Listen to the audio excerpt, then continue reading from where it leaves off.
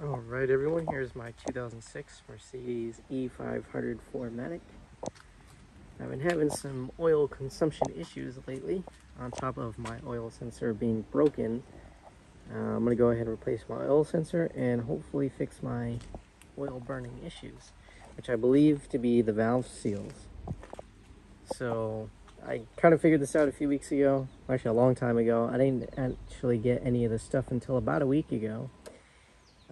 I got the new valve seals, I got the toolkit that I needed, just some cheap generic one on eBay, but it worked. And I actually did the passenger bank of cylinders last week, so I did those 12 valve seals. It's a 24 valve engine. So today I'm going to be doing this side, and I'm going to try to show you guys how I did it. I saw a few videos online of people doing it.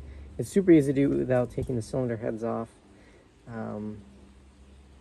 I've seen a couple of videos. There was a guy with a 5-part series. It was kind of really tricky to follow along though, and it didn't really, it wasn't structured all that well. So I'm going to try to fit this all in one video. I'm going to just do this side and show you that. I'll probably just show you how to do one cylinder, because honestly, you do one cylinder, you know how to do the rest. So I'm going to get to disassembly. You got to take all the air breather stuff off, and obviously valve cover, take all the coils out, plugs. Actually, I'm going to leave the plugs in, take out the plug wires, and yeah, I'll show you what it looks like after I get all that stuff off. Okay, so here's my airbox assembly. So this is the bare engine. I just pulled off the coil wires. So these cars actually have a dual spark system, so 2 plugs per cylinder, so you got 16 for the entire car. But here are the spark, or I guess the ignition coils. You want to remove these as well as the plugs. There's a tool I lost a long time ago. It's nice to get back. So yeah, take all these out next. Oh, and one more thing. These are T30 Torx. Mine are stripped. I have a new valve cover, but you can literally just pull them right out. This is kind of how the car's always been. So I replaced that valve cover with a used one from the junkyard, but these last 2 are fine. But these you could just pull out even with that in there. So these are stripped out, but I'm going to be replacing that. Okay, so the coils are now removed, as you can see over here. These are the 4 coil packs. So this is what I've removed from the engine so far. And that'll give us access to the valve cover. Now, when you're doing these valve seals, you definitely want to replace your valve cover gaskets. They pretty much leaked from the factory. They're pretty bad. If they're not leaking on your car, you're lying to yourself. Check it again. It's leaking. And if it's not, it's because it's already been replaced. But the new ones actually do a fairly good job at fixing the issue. So here's everything I'll be using to replace the valve seals. We got some tools over there. I don't remember exactly what I used last time, so I'll get to that later. But obviously you want your valve seals. I'm just doing the driver's side right now. So we need those 12. These come 4 in a pack. From Corteco, these are only like $2 for the little box, so it's not that expensive to replace. Mercedes valve cover gasket. If you do get a valve cover gasket, make sure you get Mercedes-Benz. There was another brand a few years ago that I had gotten, and it ended up actually leaking again, that I did get from FCP Euro. They have since discontinued that. They don't sell that anymore. I don't remember what brand it was, but just go with the OEM. These pretty much won't leak on you. And then here is my cheap eBay valve seal kit, which worked perfectly on this car. It comes with an air line to keep the valves from dropping. I'm not going to be using a rope or anything like I've seen online. The air pressure works just fine. And it comes with all the tools to actually push down the spring and remove the retainers. You got a little magnetic pen here, I guess. That'll help you remove that. And all this stuff to pull the valve seals, and this thing for the arm to give you leverage. But I'll show you all that once it's all set up.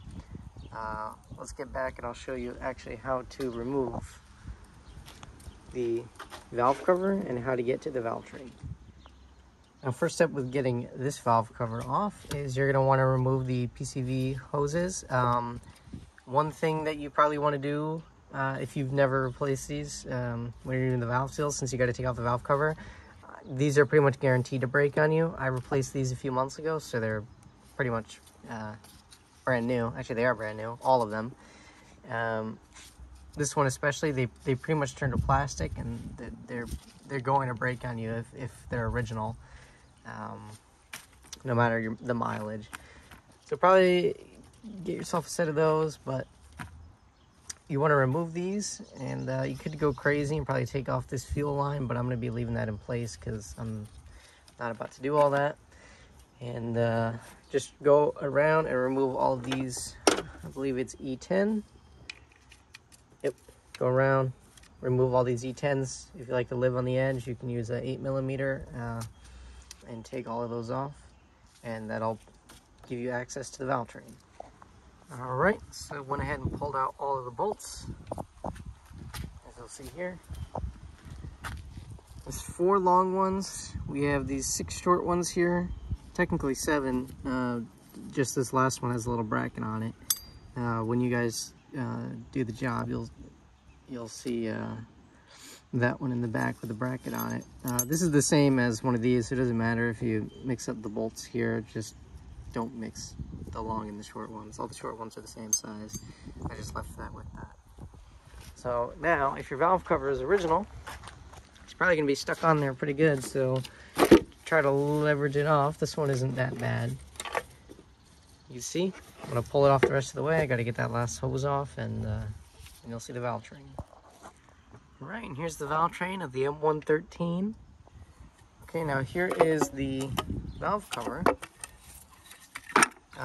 You guys will be reusing this. I'm not, only because these little holes for the coils are stripped out, and I have another one that I'm just going to swap in here with good threads there. If you have this issue, you probably could just drill it out and tap it and put a heli coil in there or something, but I had access to a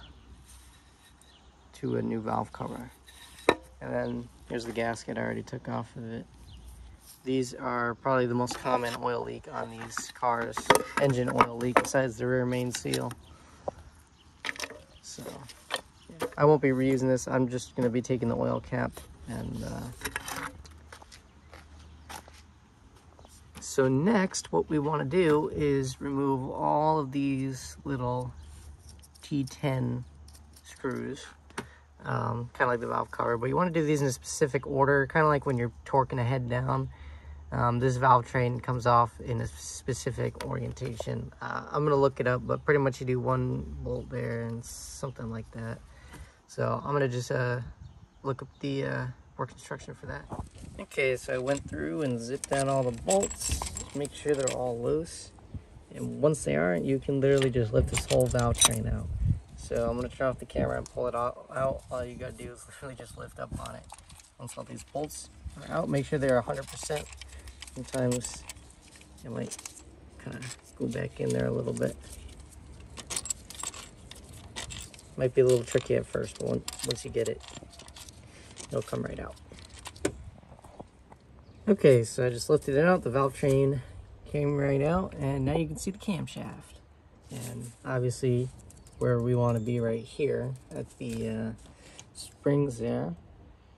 Let me show you the valve train here. Just lifted right up after you zip out all the bolts. There's quite a few of them. And you're going to want to replace these bolts. These are stretch bolts. I believe it's like 10 or 15 Newton meters plus 90 degrees, I think, something like that. Yeah, so you're going to want to replace all of these. I'll get them right from Mercedes. But anyways, now we can get to setting up our tool. So obviously this is the left cylinder bank, driver's side. So we want to get all of these off pretty much. Now the thing is that when you remove this spring, this valve is just going to be carried by gravity. It's going to go straight down into that cylinder. So what we want to do is keep the valve up. Now, if you don't have an air compressor, you can use that trick where you get little rope and you just feed it into the cylinder and then turn the crank until the rope kind of comes up and pushes the valve closed. That way for sure you know 100% that the valve can't drop. And then from there you can use the tool and push down and remove the keepers, and that'll keep the valve up. But in this case, I have an air compressor. I'm going to be using air pressure to essentially keep pressure in the cylinder to keep the valves up. And I was a little skeptical of that at first because it's literally just air holding it up, but it worked perfectly on that side. So I'm going to be doing that again on this side. Hopefully I don't have any issues. These cams don't look that bad. This car has 273,800 miles on it. So definitely high mileage. And we have some oil creeping down out of the exhaust here. This is going to smoke up quite a bit, so you probably want to clean that off, and or just drive it and let it smoke off or burn off. So I'm going to show you how to set up the tool here, the little lever bar, and then we can get to removing the valves. So this is our toolkit that I gotten. Very cheap on eBay. I think this one I paid like $52 shipped, and it came in less than a week, about I think 4 days. So what we're going to do is we are going to set up the little leverage bar. So we're going to need these, and then these, and what you'll also need is some little bolts to actually mount this to the cylinder head. So since you have to replace all of these anyway, you can grab one of these bolts, and what I did was I actually cut it down. So I just took one of these longer ones, took it to my miter saw, literally just cut it right in half, and just make sure that you smooth out these threads. If they're jagged, you trust me, you don't want to strip out your aluminum cylinder head. That's going to be a whole other nightmare. You don't want to be replacing heads. So I got 4 of these. I didn't need any washers or anything, just bolted it right down, and I'll show you how I did that. So I'm going to be starting on this front side here. So literally, so you mount it. This is how I did it, right about here, and just thread your screws in right there, and that'll keep this side in, and pretty much do the same on those last set of bolts way down there, and that'll get this little bracket in place. Okay, now these are bolted in place with those valve train bolts, and on that side, and then I'm gonna feed a bar in between this top one. But first, what I'm gonna do is remove, I'm gonna be doing cylinder number 4 first, or I guess number 5, sorry. Take out the spark plug, and then I'm going to insert my air compressor hook up there, just to keep the valves up so they don't fall back into the cylinder. And I'm going to be pressurizing this to 85 psi. Some people say to do a lot less. Some people did more. You don't want to keep the pressure too high, because if you keep the pressure high, you can actually start turning the engine. Now it's a lot more difficult on a V8 like this, but if you're on a 4-cylinder or something, you know, smaller like that, that higher pressure could start spinning the engine, and you don't want that. So let me hook up my air line. I'm going to just remove spark plug, throw that in, and then I'll get back. All right, so I got my compressor hooked up there. You can hear some air leaking out of this little cheap air line over here. If you listen close, you can hear the air leaking out. And when I did plug it in, it moved the crank just a few, maybe like this far. It did move, but then I guess it probably hit some sort of compression stroke and it stopped. So that's in there. Set up our tool. So we just want to feed this bar into the topmost hole, just like that. And that's going to help give us the leverage to push on the tool. And I'm going to grab that and we'll set it up. So there's actually a few parts of the tool I'm going to go over. So there's this handle. And these little notches are actually where you get leverage on the bar to kind of push down on the tool or up on the tool, depending on if you're doing exhaust or intake valve. You're going to need one of these little pins, and you're also going to need this up here. So this is what actually pushes down on the spring, so you can remove the keepers. Those two and one of these. All right, so for reference, if you have the same toolkit as me, which you probably will, this is how I had the tools set up. So it's on the top hole on the little keeper part down here, and then I have it on the hole up here closest to the handle. And so this is going to sit, it's going to be a little tricky to do with one hand. This is going to sit there. See that? That's kind of how it's going to work. And it's going to push on that little plate on top of the spring, and you're going to use the leverage off this bar. So pretty much what you're going to do is you're going to push real hard on this here forward. You can grab a little cheater bar, which I'm going to do, and put it on top just to help you get more leverage on this tool, because this arm is just not long enough. Alright, I hope you guys can see that. So I'm going to show you guys how you leaned up on the car. So I'm going to just be using a little exhaust pipe that I had left over to help me get some leverage. So this tool just sits in there like that. And we have the air compressor on, so it's not going to drop the valve. And I'm going to just try here. So you push real hard. Can't really get that much leverage. Put this little bar on here. Make it a lot easier. Now you can see there, you just heard the air come out. The keepers are kind of seized to the little top of the top hat of the spring here, a little spring retainer. So I'm just going to give it a few pushes, try to break it loose.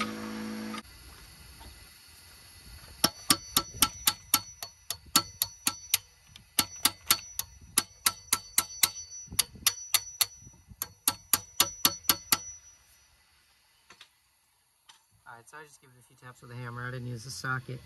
Let's try it again.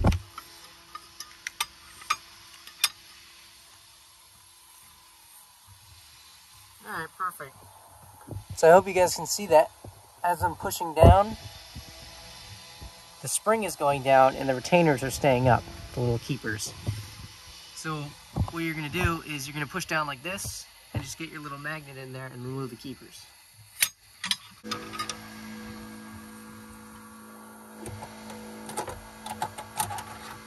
I forgot my little magnet tool to remove the keepers. So you're just gonna go in there with the magnet and pull them right out like that. So there's those two. And then just slowly release the tool. Be careful, because that is a spring.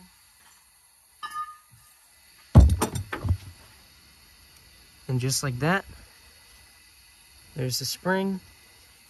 And this little top piece, make sure you don't lose that in the car. And then there's going to be a little washer in there. Sometimes if there's a lot of oil on here, it might stick to the bottom. Just make sure that goes back down there. That you don't want to lose.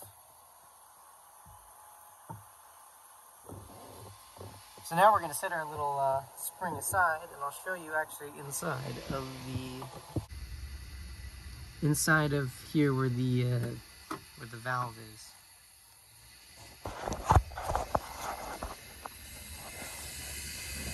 Alright, so as you can see here, this is what it looked like before, this is what it looked like after. This is the valve stem, and right here is going to be the valve seal, which at 273,000, almost 274,000 miles, is completely rock hard, which is probably why my car is burning so much oil from the valve seals.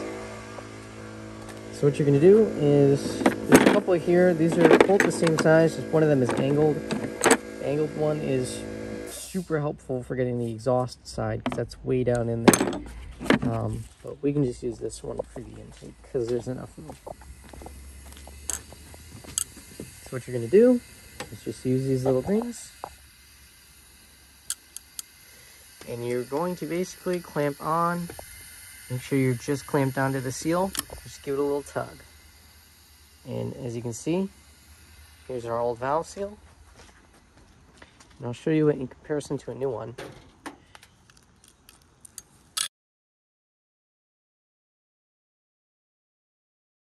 So this is what it should look like over here. You can kind of see how the rubber's just kind of worn out, and this actually feels like rubber in there. So to install this, all I do is actually the exact opposite of taking it out. So just be very careful. I just kind of put mine like that, get it over that little hump, and then you can push it down, and then you want to make sure it seats all the way. I wouldn't use your hands because you don't want to pinch the rubber. But if you grab this and go perfectly over the sides and just push it down into place, you'll kind of feel it click in a little bit there. And just give a little twist back and forth while putting some downward pressure on it. You can see this doesn't damage. There's nothing that comes off of the seal, so that doesn't damage a thing. And there we go. That's 1 out of 12. So now I'm going to show you guys how to put this spring back on, which is a little bit trickier because you actually have to get the keepers in place. It's not that difficult. I mean, I did the other side just fine, but it's just a little bit harder than taking it off. So you're just going to set your valve into place, or your spring I should say, and then get your tool just like you're taking it off.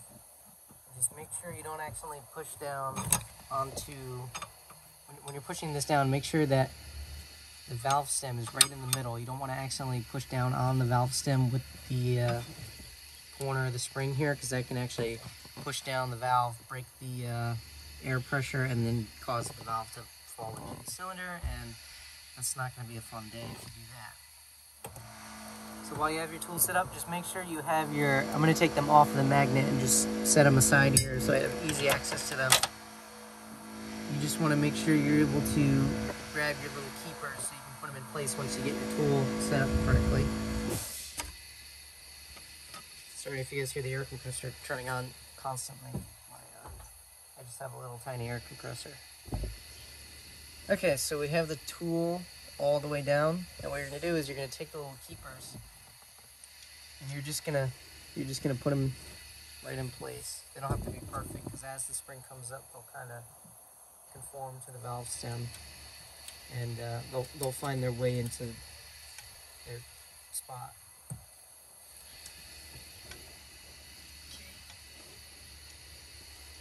So just like that. And I hope you guys are able to see that once you lift up.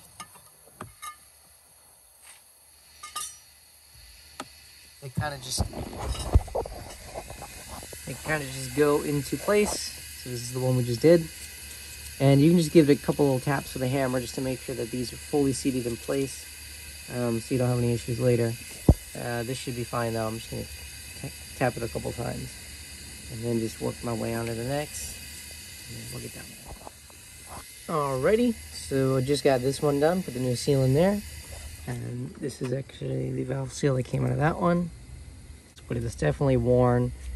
It's seen almost 300,000 miles, so definitely want to get a new one in there. There's kind of no point of just doing only certain ones and not others, so I'm just going to get all of them done. So now let's work on to the exhaust side. So for this, it's pretty much the same process. You just got to set up your tool a little bit differently. So what I did for the exhaust side on the other side, I'll have to see if it's the same on this one. On this side, it should be. So what I did was, so before we were using this top hole, and we were using it on this last hole on the handle. Now we're going to move to the middle hole, right there, and we're going to put on the farthest hole on the handle. So just like that. And I just dropped my pin down there, so I'm going to have to go fish that out. Alrighty, just like that. And that'll give us enough room to, like this.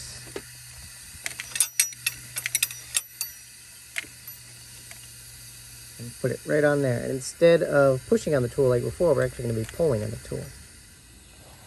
And you can see here why it's a little bit tricky to do the exhaust side, only because you're kind of hitting stuff over here. Now luckily right here we're hitting something that's movable, right?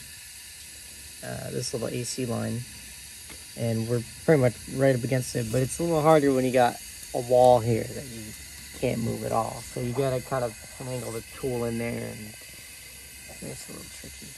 But yeah, so what I'm gonna do now is you pull, and it's going to push that down, and it's a little bit trickier to get the keepers out just because they're a little bit farther down there, but not hard, just a little more difficult. Now I hope you guys can see that you're kind of crammed in between the firewall there, but we get fine.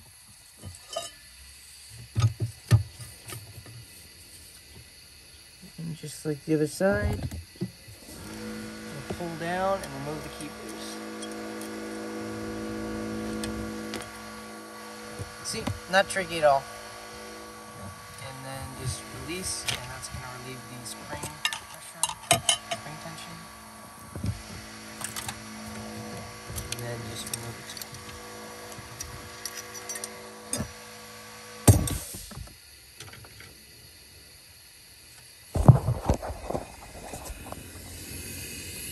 Alright, and as you can see, there's the old valve seal. And now instead of using this straight one, see, you can kind of get it in there, but you're at an angle, which is exactly what these other ones are built for. So this one accounts for that angle. It's pretty much the other tool, they just bent it a little bit. So we're gonna take that. So now it's on there flush, right? Because it's bent. And just pull it right out. Oops. Focus, focus. There we are. So now we pretty much almost done with one cylinder. Those are all the valve seals from cylinder number 5. So now I'm going to install it, and I'm going to do the rest of them.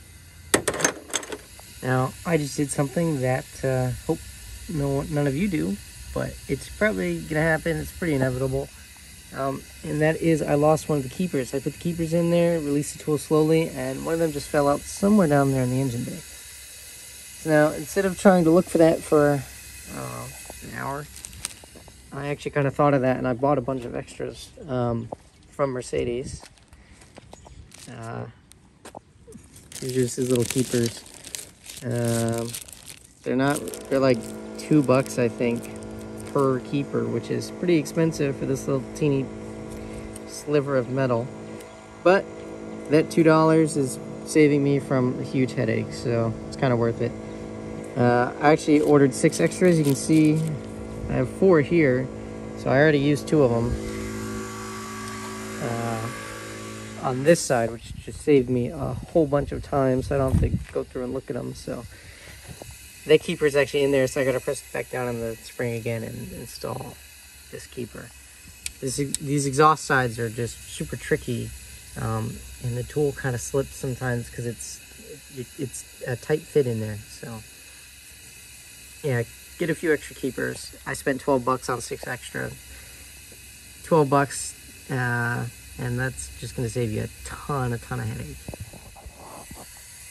Okay, as you can see, that's the new keeper in there, and that old one over there. So yeah, get yourself some extra keepers.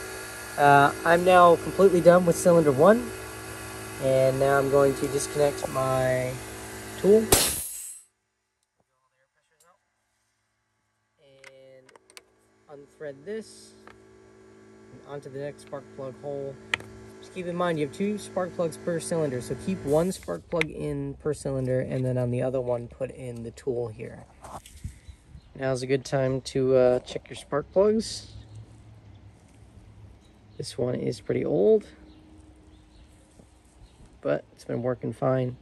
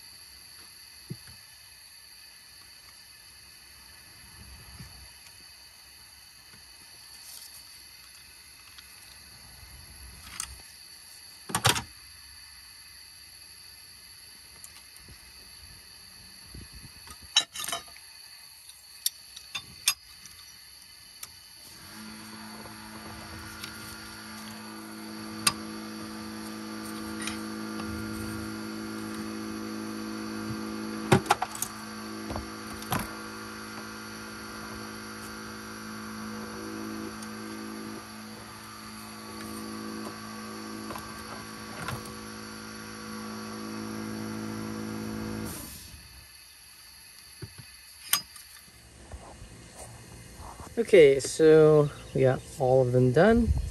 All new valve seals. You can see, which one is it? Here's all the old ones in there. And yeah, so hopefully we'll have no more oil burning. I know my piston rings are good, so this should really be the only other thing, and then we won't be leaking anything out of the valve covers anymore once we install the new valve cover gaskets. But yeah, so we're gonna take these little retainer things out for the bar, and then we're gonna reinstall the valve train. Alright, so now while we have a lot of this access, let's just get up and clean this mating surface here for the valve cover. We're just going to go over it again afterwards, but I just want to get some of this big stuff out just to make sure I don't mess up the seal on the new gasket. Do it right the first time. Hopefully I won't have to do it again. Alright, so it's a little tricky getting it in here, but here we have the entire valve train. I don't actually know the actual name for it. I'm just going to keep calling it valve train. I guess rocker arms. And let's just move these hoses out of the way and we can get to installing.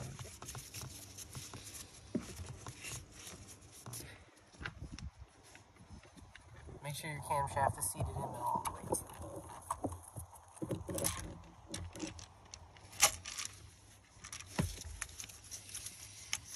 And just make sure the rocker arms aren't bound up on anything. Sometimes they get stuck underneath.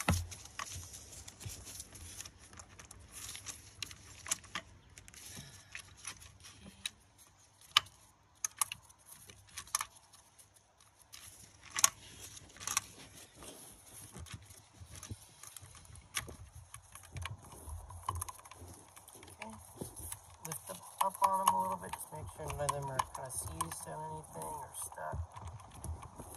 And then we're going to get down to torquing this. Okay, as you can see, got this all torqued in. All the rocker arms are now sitting on the valves there.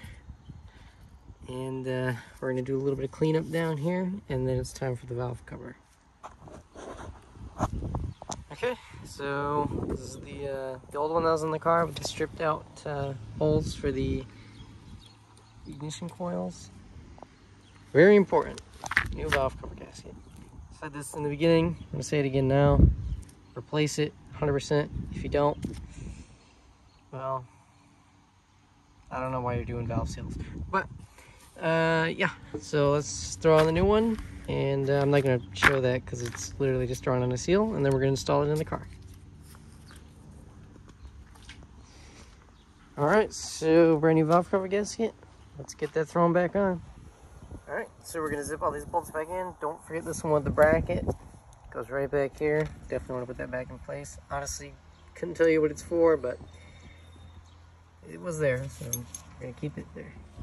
Alright, so valve cover is on. It needs a little cleaning. Probably should reseal these breather chambers, I guess, up here. As you can see, these are all tight now. These are torqued very, very lightly. Just like, even with a screwdriver, just very lightly. So these are all in place. These aren't going to fall out anymore. So the new valve cover did what I needed it to do. So coils are connected. These two breather hoses are connected. And I'm going to get my oil cap here, which is still on the old valve cover. But yeah, we're just about complete. We just gotta hook up the wiring, and I'll get back to you once this is all put back together. Alright guys, well, 30 seconds later, just threw all that stuff on. And here we are. The engine's all put back together. Both sides now have their valve seals, all 24 of them. And I guess we'll give her a start and see how she sounds. This car is a bit loud, so let's see if she starts. Sounds beautiful.